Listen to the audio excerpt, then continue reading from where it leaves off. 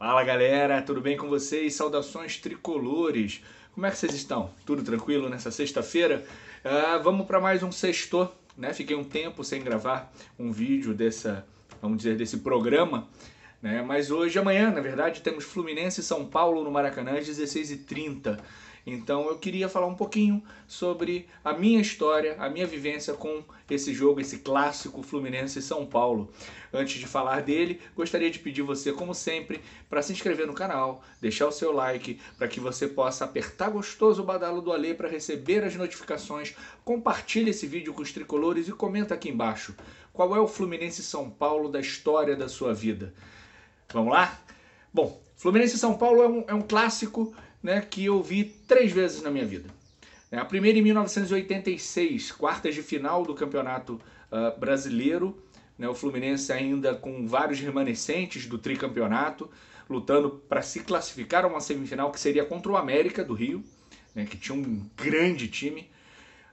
E o São Paulo era o time dos menudos, né? O Silas, o Miller, Pita, Careca, o Sidney.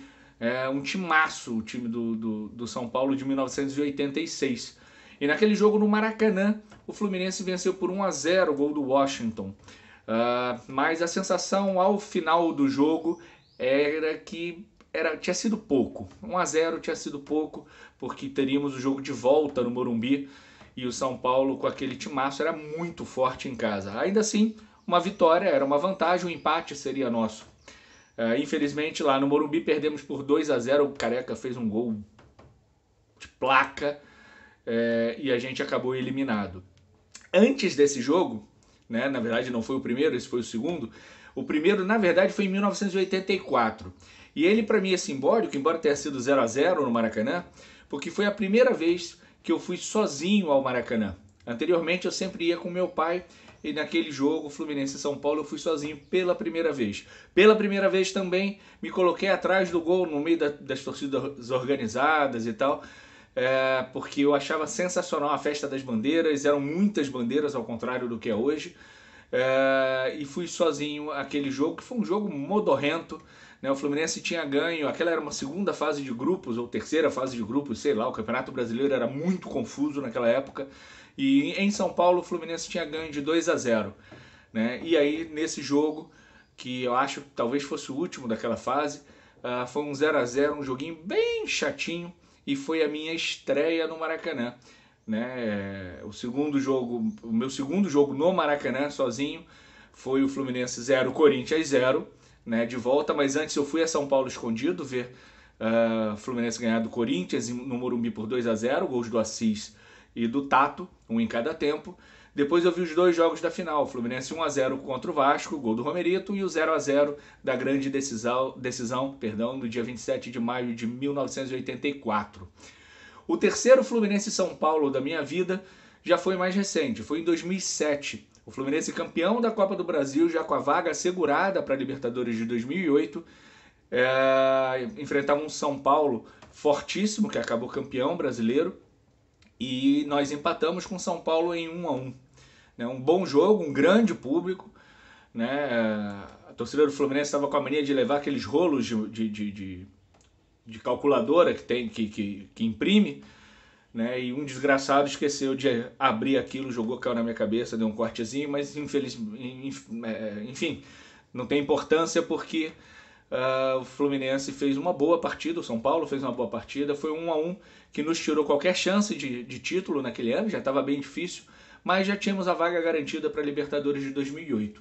E o jogo contra o São Paulo, que me marcou de fato, eu não estava no Maracanã, porque eu não consegui comprar ingresso. Vocês já sabem de que jogo eu estou falando, né? 21 ou 22 de maio, acho que 22 de maio de 2008, Fluminense 3, São Paulo 1. Né? Eu pedi folga no trabalho, consegui a folga para conseguir ao Maracanã, mandei o dinheiro para um conhecido para comprar o ingresso, ele não conseguiu comprar e não me devolveu o dinheiro até hoje e desapareceu do mapa. Né? Participava de um fórum com nítidas tendências fascistas, né? E quando eu percebi, eu abandonei o fórum, mas naquela época não dava para perceber, e o desgraçado ficou com dinheiro e desapareceu do fórum, da vida de todo mundo, que tenha feito bom proveito desse dinheiro.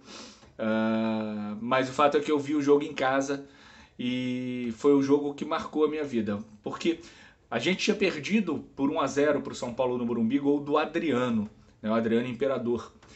E para o Fluminense, né, como não fez gol fora e valia a regra do gol fora de casa, né, a gente ia ganhar por 2-0 para classificar direto. Se fosse 1-0 iria para pênaltis, e se a gente tomasse um gol teria que fazer 3.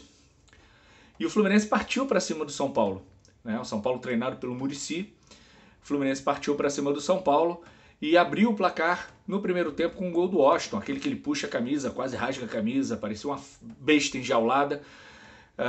E terminou o primeiro tempo 1-0, né? E aquela tensão e tal, intervalo de jogo, em casa, minha esposa e minha filha lá no quarto vendo qualquer coisa, eu na sala vendo o jogo. E começa o segundo tempo e o Perigor, né? O menino do Renato Gaúcho, né? Sempre o técnico tem aquele jogador que ele, né, teima demais em colocar em campo. E para o Renato Gaúcho, o Igor era um ponto de equilíbrio na zaga, mas na verdade não era. A gente tomava gol toda hora, né, por falhas dele.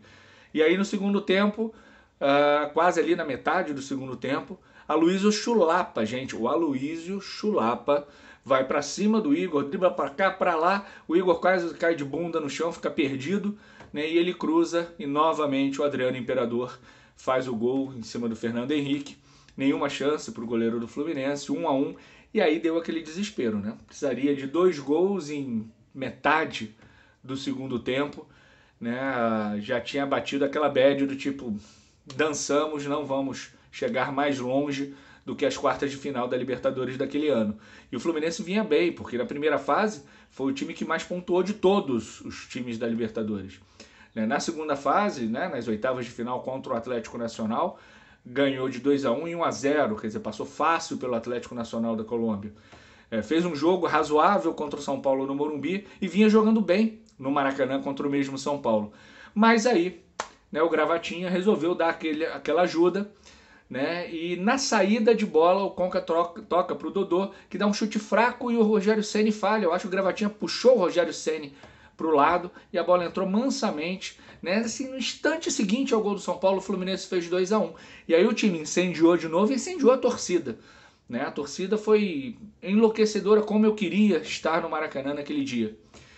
E aí o Fluminense pressionou. O São Paulo teve um jogador expulso, eu não me lembro, acho que foi Joilson que foi expulso, né? Ficou com 10, o Fluminense precisando de um gol, o tempo passando e a bola raspa a trave, o Rogério Ceni faz defesa e bate na defesa e não entra. E aí numa jogada a bola bate na zaga, sai para escanteio. 45 minutos e 45 segundos, Thiago Neves vai para a cobrança do escanteio. E na minha cabeça aquilo era a última chance, o último cartucho, né? Como alguns narradores dos anos 80 diziam. Era o último cartucho do Fluminense, a última chance de se classificar para as semifinais contra o Boca Juniors.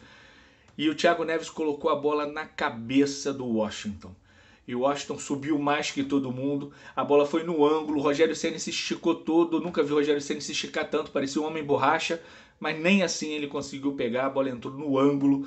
46 minutos do segundo tempo, uma explosão no Maracanã, uma explosão lá em casa, eu dei um pulo, pisei no pé da cadeira, caí de bunda no chão, mas torci o joelho, mas que se dane, né? O que importava era que o Fluminense estava classificado para as semifinais da Libertadores de 2008. Ainda teve chance ali do São Paulo, pressionou um pouquinho nos minutos de acréscimo ali, mas não conseguiram fazer nada. Aí depois veio aquela cena, né, de dorama chinês, né, do Renato Gaúcho sentado no meio do campo para ter todos os holofotes em cima dele e não da torcida, mas não importa, o que importa era que o Fluminense tinha vencido por 3-1, tinha conseguido o resultado que precisava e tinha se classificado para a semifinal da Libertadores, né? Testemunho de um amigo que estava no Maracanã, disse que parecia que tinha explodido uma bomba no Maracanã e tanta gente que se jogou no chão. Eu não vi essa cena, mas acredito piamente no que ele me disse, né? Tem a cena de uma câmera que estava atrás da torcida, a torcida enlouquecida, se abraçando, e foi o jogo Fluminense e São Paulo, o jogo assim da minha vida, o jogo histórico, o jogo que eu lembro, e o coração acelera, né? mais do que os outros que eu vi, mais do que o de 84, de 86, de 2007. Esse é o jogo Fluminense São Paulo da minha vida. Grande beijo, grande abraço. Tchau, tchau.